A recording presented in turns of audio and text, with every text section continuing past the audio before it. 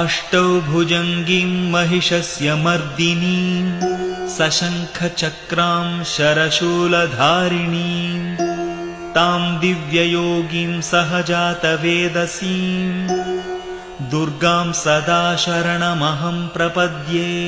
ज्ञानि अष्टौ भुजङ्गीं महिषस्य मर्दिनीं सशङ्खचक्रां शरशूलधारिणीं तां दिव्ययोगीं सहजातवेदसीं दुर्गां सदा शरणमहं प्रपद्ये। ज्ञानि अष्टौ भुजङ्गीं महिषस्य मर्दिनीं सशङ्खचक्रां शरशूलधारिणीं तां दिव्ययोगीं सहजातवेदसीं दुर्गां सदा शरणमहं प्रपद्ये। ज्ञानि